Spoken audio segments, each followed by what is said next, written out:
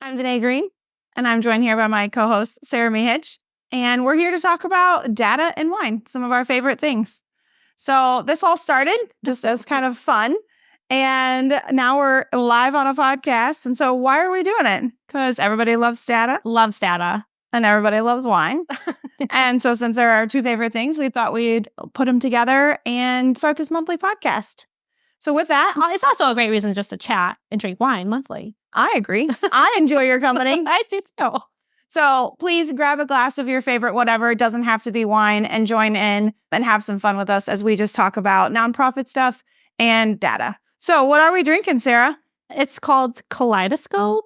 It's a red blend from California. I liked the label. Look how colorful that is. That is beautiful. It's beautiful. I do love that. I do like it. Yeah. And it's a good taste. Yeah, it's not bad. It's got some sweet. It's sweeter than I expected, though. Oh, but I like it. Too dry. Not my favorite. It's good. It's good. It's good. Yeah. So what else are we whining about? Well, we're going to whine about some data here, but we're going to start off because you spent most of your career, right? In the data field? Maybe not in the data field. I would say nonprofit. Okay. And the data found me. Oh. No, I didn't find the data. And that's how I got to where I am today. Awesome. Yeah. Well, so like what excites you the most about data? Are you kidding me? What doesn't excite you today? I love data. I love data. I love data. Lots of things don't excite me. A clean spreadsheet. A clean spreadsheet? What does that even mean? What does that even mean? It's like beautiful. Like you open it and all the data is formatted. It's all the same. Like dates are the same. It's cleaned. It's all organized. It's That's exciting. It's structured. Yes. It's formatted right. And you don't have to mess with it. You know, it's just there. And then you could like turn it into a visual. And then you're like looking at it. And it's like this insights. And then you're like, you know what I love looking? What do you love about looking data? At your clean spreadsheet? You don't want to create the spreadsheet today? No, but I love yours. It's so pretty when you're done. I love a pretty spreadsheet. Actually, as you were explaining that, the only thing I could think about is that's how I feel about the beach. But that's okay. We're talking about that today, not the beach. So it's totally fine. No. So, okay. So then that leads me to the next question. What scares you about when the data? It's dirty. Okay. Dirty data, not So good. What's that mean? No data. Like it's inconsistent. You have things missing. It's not formatted. It's just incorrect. Like that's scary. It is scary. And then you're trying to like make it into like information that you can use, and like you can't do that. That's scary. So you have to clean it though. You have to clean it. And you have to do all the work. Right, you have to do all the work. Which is why I love when you give me a clean spreadsheet. You like it when I do the work for you today. No, I'm just kidding. But then you turn it into marketing and this beautiful like fundraising story, and all the other things that you can do with data when you're done with it. Great, yeah. Yeah. It takes two of us, right? It does take two. It takes your skill set, my skill set to make it all work. Yeah. Okay. It does. Well, other than what scares us and what we don't love about it and what we do love about it, the next question I have for you, though, really comes down to why do we really have to have it? I am convinced that we have to have it. You have brought me over to that side. But the question is really for everyone else who's joining in, like, why do we really have to have it, especially in the nonprofit space? Yeah, it's like essential. I had an experience yesterday that was like, that will like tell the why. I was doing a training with an organization. And we were helping them become a data-informed organization, and which we'll talk about data-informed, I think, another episode. But we did these assessments about like staff had to rate themselves on like different competencies needed to be data. And the top area that all staff rated, and they said that they like, this is our strength, was integrity and transparency. And I was like, why is this interesting? What stood out? And the staff member said, I'm so glad that that's the top, because in the past couple of years, we've worked so hard on transparency within our organization. And this data validated all of our work the last couple of years. I was like almost in tears today. I was like, I'm so glad I have this data for you. Like it validates your work. Yeah. It tells you, like, it gives you direction. Like if you don't know where you're going, like, how do you know where you're going to go? How do you know how you're going to improve? Where are areas that you need to focus on? It helps improve our lives. There's so many reasons why we need the data. Well, and I even think when I started working at TCG, one of my favorite data points that we talk a lot about is like 60% of nonprofit professionals truly say they don't know how to use data. and that there are lots of barriers to the data. So many barriers. And we all know that it's not simple. Yeah. And we understand that. But I mean, I think that 60% is true. I was in the nonprofit space for 14 years and I used a lot of data, but not in the way that we do it here at TCG. Right. And man, do I wish I would have learned some of those things earlier on in my career as a nonprofit professional. So because it does validate what we're doing, it does show the impact, and it really does help you truly make really solid, educated decisions. Yeah. And not just rely on those who just have been around forever. And although we value that historical knowledge and all of those expertise that are gained through all of that time, I believe 100% in that experience, but having that data to go with it is really a beautiful package and an experience to have. So with that, though, I guess we do have kind of several things that we really do talk about, though, when it comes to like, how does data help us? So maybe talk to me a little bit about how does data really help us in the day-to-day world? Yeah, it helps improve our lives, make informed decisions, give us direction, give us the results, shows us impact, helps us stay on track, learnings. I'm trying to think of everything. Like the list can go on and on.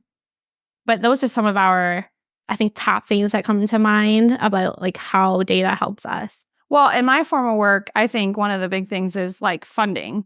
Oh, yeah. And let's talk about money. You need the data to back up your work. Yeah, funding. Show me the data. Show me the money. I don't know. We could have made that the tagline instead of whine about your data. But I mean, that was no, that's so true, Danae. Yeah, I mean, in the marketing side, once again, we did need clients, and they did bring in a revenue. Yep.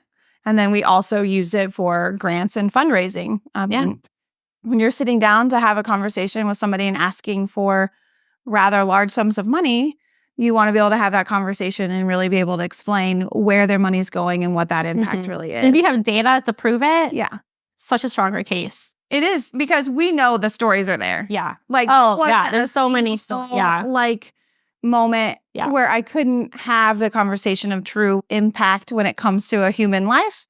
And we had plenty of those. Yeah. It was like rounding out the rest of that story to really explain to people it's not just this person, it is all of these people. Yeah. And this is where we started and this is where we're going. Yeah. So the data was an important piece of that funding side of things, especially in the grant world. That's a whole nother topic and podcast episode. Yeah. We're not there yet.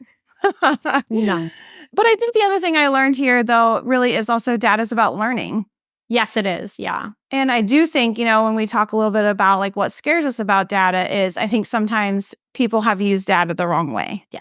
Tell me a little bit like what you see in that space. I mean, it can be scary, right? Like you're starting to collect data. I'm trying to think of some organizations we worked with, and like they've been collecting the data and then it doesn't show what they thought. That's really scary. And like we put so much thought and work into what we do, and seeing that it wasn't how we thought it was going to go hurts.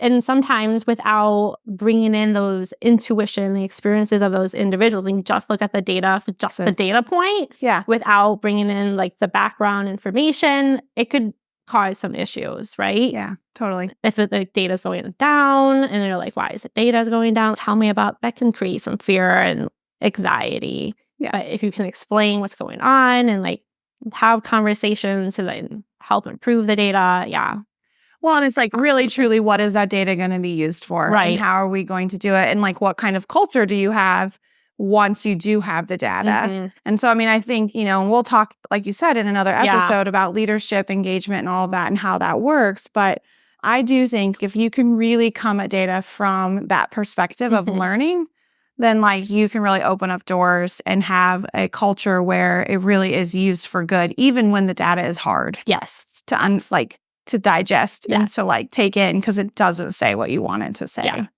So I don't know. And I just think, one of the other things we talk a lot about, and I think you've always said, is turn the data into information and insights, right? Mm-hmm. So tell me a little bit more about like what you've seen in the day-to-day with that. I mean, so we have worked with an organization, I think, for a handful of years. And they had tons of data and they didn't know what to do with it. And so we helped create metrics for them. We created dashboards, We help them like put an impact team and like taking the data, looking at it, having meaningful conversations as a team and bringing in those intuition and what they're seeing in the field helps explain the data that they're seeing on your screen, right? It's just not a data point. And then they're able to improve their programming, make adjustments, like In how real they're time. serving in real time instead of like, what do we do? Why, Or like, why isn't this working? Yeah, totally. Yeah. So maybe talk a little bit, like I know you worked on a project for Center for Leadership Development, right? And I know we've done a ton of work with this organization and they're really awesome They are, at all the things that they're really wanting to do. They are known for transforming the lives of African-American youth for more than 40 years and preparing students for the highest academic and college and career and life success. So with CLD, we did so much work over those years, but like, could you help me understand like what were those key deliverables or those key milestones for them? Yeah. So they wanted to show the impact that they were having with their youth that they were serving in their after-school program. It's a really cool organization. They offer tons of different after-school programs and like free tutoring and guidance counseling. But they had all this data they were collecting from their kids and they wanted to know the impact. And so we helped figure out a logic model. Like, okay, these are the kids you're serving. This is what you're doing. What is the impact that you're hoping to achieve? What behaviors are you trying to like change? Knowledge, what is that? And then from there, we started developing like data collection tools, surveys, pre and post surveys, assessments, those type of things. And then SOPs. Everybody loves a good SOP. All right, you gotta say, I was in a training the other day and somebody literally raised their hand and said, what's an SOP? Yeah, it's a standard operating procedure. We love them. It's a lot of work to create them. Like it takes some time, right? Right. And that's where you really start thinking about your processes with your data collection and reporting. And then we also did a lot of training with the staff on like, what is evaluation? How do you view data? How do you analyze data? How do you have conversations about data? We did coaching too. We did one-on-one coaching with the leadership staff. We're like, okay, how are you incorporating data? Yeah. How do you do this? And then we created a cool dashboard, which everybody loves a good dashboard. But it's really like the icing on the cake. It's the icing on the cake. All the other things are equally as important. I would say more important. You need to have those things set in place. Because you don't get your dashboard. Because if your data is dirty, that dashboard is not going to tell you what you need. And we're right back to the beginning. Exactly. You need a clean spreadsheet. So you have a pretty dashboard. But that was a really cool project. And they're still using their data and for your marketing. They put it on their collateral. They use it for fundraising, their grant making. It made life a lot easier for them to tell this story because they had the data. And they could actually prove at the end that what they were doing was super successful. Very cool. Kudos to truly Center for Leadership Development and all the work that they've done over the years at really investing in their data work. Yes. And then kudos to the data team. Yeah, all the TCG people that have worked on that. It was for years. Yeah. Yes, took a lot of us. All right. So let's do a little bit of a wine recap here. and as we kind of close out our first ever episode, Sarah, how fun was this? I know we did. Just a little recap though, like why are we whining about our data and what do we want to do here and what did we learn today? And it really is like what excites us about data, what scares us about the data, and why do we need it? We also talked a lot about how it impacts work, and we shared an example of our fellow transformer, CLD, Center for Leadership Development, and all of their hard work and their mission that they've done and the impact that they've created over the years for their youth that they serve. So check out our show notes and our tools and resources if you want to like learn about next steps for how your organization can create more data-informed work. But Sarah, if they remember nothing else from this whole conversation, what do you want them to know? I think take some time with your team. Go back and reflect with them. Do we have data? If not, why do we need data? Just take some time, reflect with your team, have conversations, be honest. And say, why do we need data? What data do we have currently? That's awesome. So you took it from the data analyst and the person who loves a clean spreadsheet. So take it back to your team, think about your data, and join us next time. Cheers. Cheers. Bye.